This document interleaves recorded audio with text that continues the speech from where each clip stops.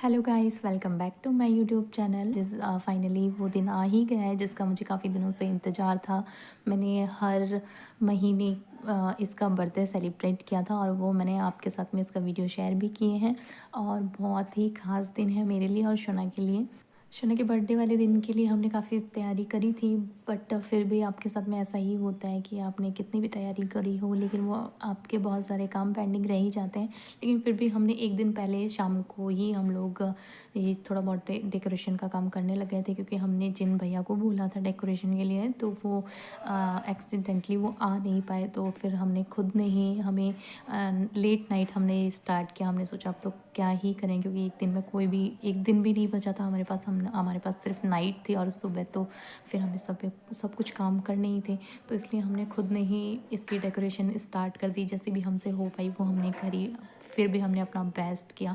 पूरे फैमिली वाले सब लोग हम मिलकर ये सब काम कर रहे थे। बीच बीच में शोना आ रहा था, हमने उसको भी संभाला। और क्योंकि शोना भी थोड़ा एक्साइटेड हो रहा था कि ये सब क्या हो रहा है, तो उसको भी हम थोड़ा बहुत बताए जा रहे थे कि बेटा आपका कल बर्थडे है और उसी की हम सब तैयारी कर रहे हैं। ये सुबह का छोटा सा क्लिप है जिसके अंदर शोना के डैडी उसके लिए साइकिल लेकर आए थे और उसको लाने के बाद में शोना उसको देखते ही बहुत हैप्पी हो गया। थोड़ी बहुत डेकोरेशन तो हमने रात को ही कर ली थी और ये बलून से डेकोरेशन हम अभी करने वाले हैं, क्योंकि अगर हम इसको रात को ही लगा देते तो हो सकता है ये अभी तक ख़राब हो चुके होते। घर पर हम बाकी लोग बलून्स फुला रहे थे, क्योंकि सबसे मेन पार्ट यही बचा हुआ था। बाकी की हमने सब कुछ रेडी कर लिया था। जैसे कि केक ऑर्डर करना वो हमने कर ही दिया था और वो शोना के डैडी और बुआ लेने गए हैं, अभी वो लेकर ही आते होंगे अभी तक। खाना भी हमने बाहर से ही ऑर्डर किया था, क्योंकि घर पर इतना सारा सब कुछ बनाना बहुत मुश्किल हो जाता। ऊपर से इतनी ठंड है। और फिर भी मैंने ना घर पर दाल और रायता तो मैंने खुद नहीं बना लिया था। बाकी सारा हमने बाहर से ही ऑर्डर किया था, क्योंकि इतना सारा ना तो हमारे पास टाइम था और अगर हम लोग फिर किचन में ही रह जाते फिर और बाकी के कुछ काम हो नहीं पाते। तो इसलिए हमने खाना ना बाहर से ही ऑर्डर कर दिया था। और हलवाई ने हमें टाइम भी बता दिया था। हमने भी उनको बता दिया था कि मेहमान इस टाइम पर आ जाएंगे। तो जब मेहमान आ जाएंगे ना तो उससे कुछ देर पहले ही शोना के डैडी और चाचू जो आकर खाना ले आएंगे और गर्म गर्म सर्व करेंगे, क्योंकि अभी ठंड का टाइम है तो वो जल्दी ठंडा हो जाएगा। इसलिए हमने उसको पहले ला कर रखना भी इसलिए था। तो इसलिए वो तो सबसे लास्ट का काम हो गया। बाकी की प्रिपरेशन हम अभी कर लेंगे। और फिर भी हमारे पास टाइम नहीं बचेगा, मुझे पता है। फिर भी मैं बहुत बिज़ी रहूँगी, लेकिन फिर भी हम सब ने अपने अपने काम बांट लिए थे और फटाफट मिलकर हम सब लोगों ने अच्छी तरह तैयारी कर ली थी। जब हम सब लोग अपने अपने काम में बिज़ी होते हैं तो शोना को भी लगता है ना कि ये सब बिज़ी हैं, तो अभी मैं अपनी पूरी शैतानियाँ कर लेता हूँ ना। मुझे अब कोई देखने वाला नहीं है तो वो पूरी बदमाशियाँ कर लेता है। और यहाँ पर हमारी बलून्स की ये डिज़ाइन बनकर तैयार है और अब बस हमें इसको टक करना ही है, तो हम जल्दी से इसको टक कर देंगे। सच में हमने सोचा नहीं था कि हम घर पे ही अपने आप से ही इतनी अच्छी डेकोरेशन कर लेंगे। जैसा भी हमसे हो पाया, फिर भी इससे और भी बेस्ट कर सकते थे, बट हमारे पास इतना टाइम बचा नहीं था। फिर भी हमने अपने बेस्ट किया। हम सब रेडी हो गए थे, गेस्ट भी आ गए और अब शोना ने हमारी एंट्री, शोना ने अपनी साइकिल से एंट्री करी जिसको उसके डैडी लेकर आए थे। शोना इतने सारे लोगों को देखकर थोड़ा-सा सहम सा गया। वो ऐसा करता नहीं है, पर फिर भी वो अभी थोड़ा क्रैंकी हो गया था, इसलिए उसका थोड़ा मूड ऑफ है और उसने मुँह बनाया हुआ है अभी भी। शोना ने चारों तरफ अपनी नज़र घुमाकर सबको पहचानने की कोशिश करी। बस हमने फटाफट से शोना से केक कटवाया, क्योंकि काफ़ी सारे लोग दूर से आए थे।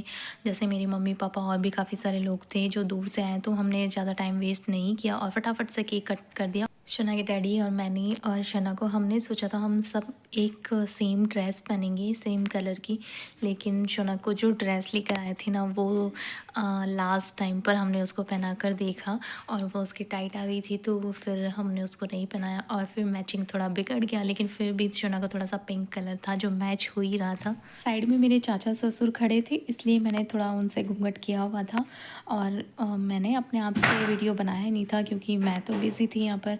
और इसीलिए मैंने सबसे, मेरे पास तो कोई भी फ़ोटो या वीडियोस थे नहीं, मैंने सभी से लिए वीडियो क्लिप जो भी मेरे पास मिले मैंने यहाँ पर ऐड कर दिए और फिर उसी से ही मैंने ये वीडियो बनाया है। मेरे पास तो एक भी फ़ोटोज़ नहीं था।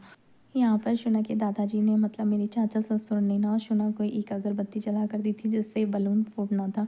जो बड़ा वाला बलून हमने फुलाया था उसके अंदर टॉफ़ी चॉकलेट्स वगैरह डाले थे, तो उसको भी हमने, उन्होंने अगरबत्ती देकर कहा ना कि इसको फोड़ दो, तो हमने शोना से ही उसको फोड़वाया। लेकिन वो थोड़ा सा हमारे साथ मजाक हो गया।